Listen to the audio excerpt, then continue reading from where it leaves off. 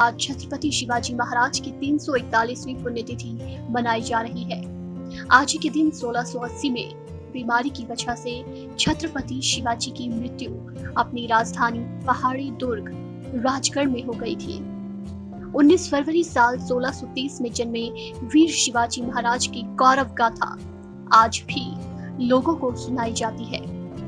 इतिहास के पन्नों पर वीर छत्रपति शिवाजी का नाम सुनहरे अक्षरों से लिखा गया है। भारत को विदेशी ताकतों से बचाने के लिए उन्होंने अपनी पूरी जिंदगी देश के नाम कुर्बान कर दी थी। साल 1670 में मुगलों की सेना के साथ उन्होंने जमकर लोहा लिया था। मुगलों को हराकर सिंहगढ़ के किले पर अपना परचम लहराया था। इसके बाद 1674 में उन्होंने ही पश्चिम भारत में मराठा साम्राज्य की नींव रखी थी। साल 1670 में मुगलों की सेना के साथ उन्होंने जमकर लोहा लिया था। मुगलों को हराकर सिंहगढ़ के किले पर अपना परचम लहराया था। इसके बाद 1674 में उन्होंने ही पश्चिम भारत में मराठा साम्राज्य की नींव रखी थी। 659 में बीजापुर के सुल्तान ने शिवाजी को मारने के लिए अफाल खान के नेतृत्व में 20,000 लोगों की एक सेना भेजी थी।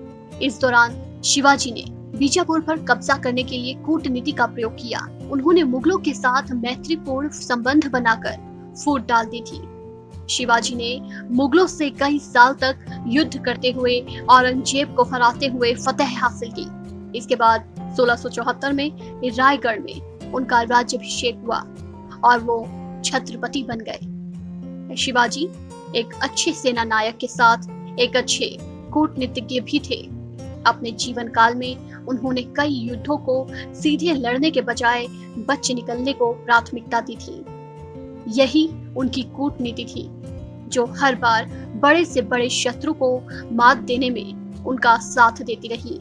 शिवाजी पहले हिंदुस्तानी शासक थे जिन्होंने नौसेना की अहमियत को पहचाना और एक मजबूत नौसेना का गठन किया। उन्होंने महाराष्ट्र के कोंकण क्षेत्र की रक्षा के लिए तट पर कई किले बनाए, जिनमें जयगढ़, विजयदुर्ग, सिंधुदुर्ग और अन्य स्थानों पर बने किले शामिल थे। शिवाजी एक सेक्युलर शासक थे और सभी धर्मों का समान रूप से सम्मान करते थे।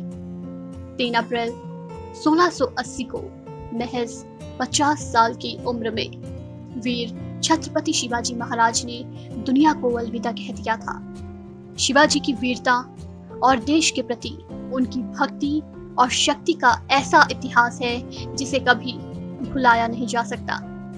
यही वजह है कि उनकी जयंती हो या पुण्यतिथि, पूरे देश में श्रद्धा सुमन के साथ उन्हें याद किया जाता है, क्योंकि जब भी देश को मुगल आक्रामकताओं के खिलाफ संघर्ष की याद आएगी, छत्रपति शिवाजी महाराज का नाम सर्वोच्च नायकों में आएगा और ये देश हमेशा उनका कर्जदार रहेगा।